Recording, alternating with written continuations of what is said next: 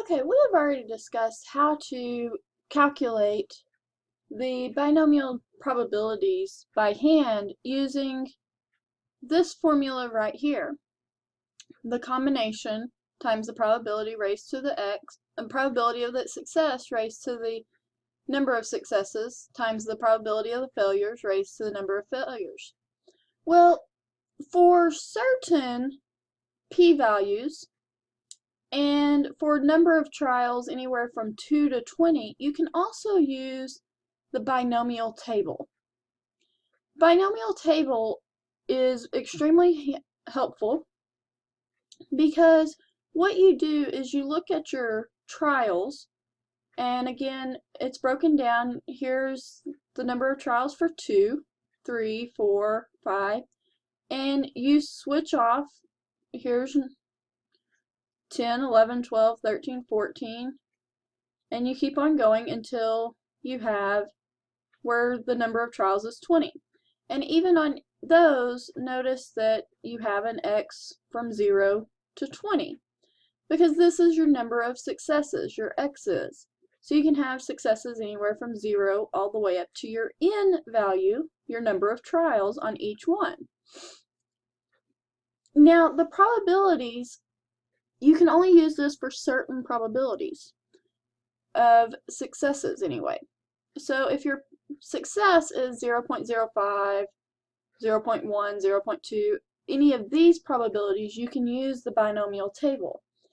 If your probability of a success is, say, 0.55, we could not use this table. Because notice, it's not just halfway in between here. We would actually have to do the calculation by hand.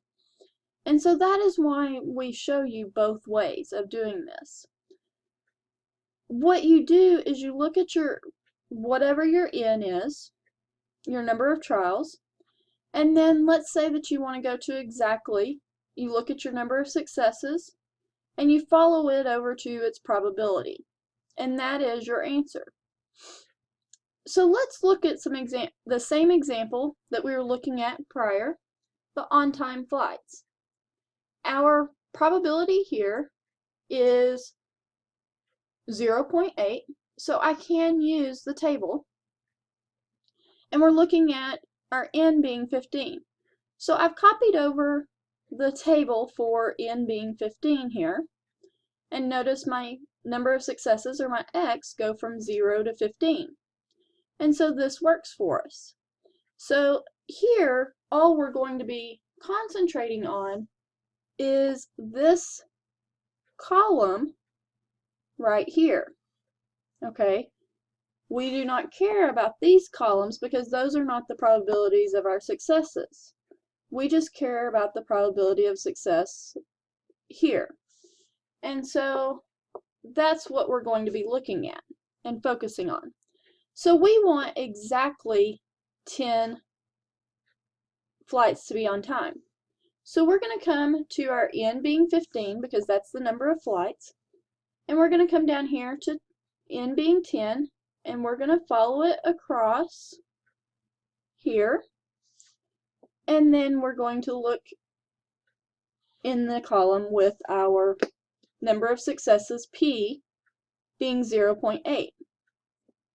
And I'm going to get that the probability that x is equal to 10 is equal to 0.103. Now, if you recall from another video, we got that it was 0.1032. So our table only goes out to 3 decimal places. We went out to 4. We round correctly. It gives us the same answer. So this table works for us if we have the probability which is on this table. Now that is for where we want exactly. Now here we want at least 10 flights. So remember that at least 10 flights,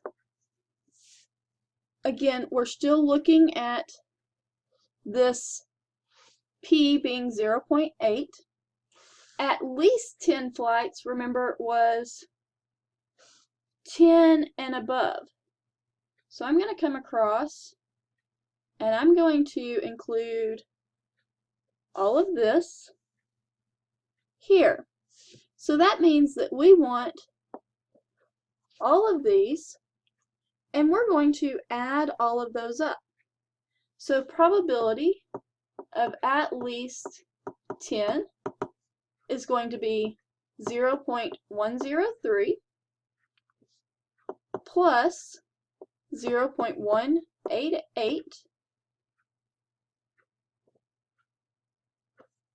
plus 0.250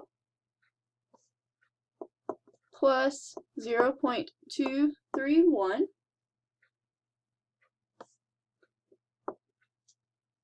plus 0.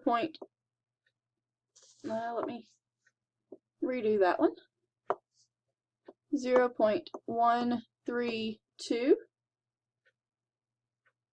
plus 0.035.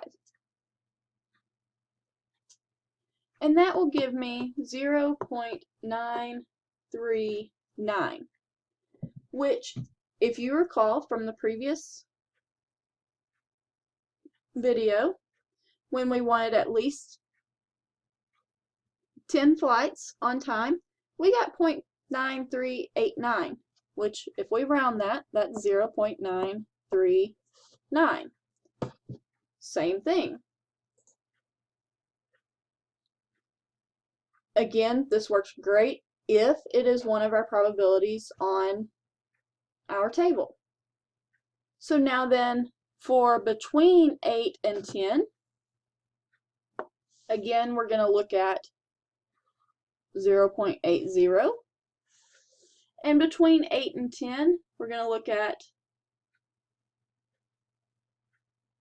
the 8 and 10 rows.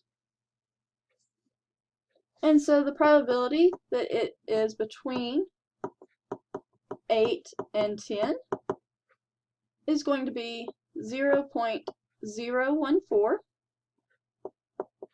plus 0.043 plus a 0.103. And so that's going to give me 0.16, which is the exact same as what we got previously when we did the formulas. Therefore, the formulas along with the table are excellent ways to check yourself if you have the probability on the table.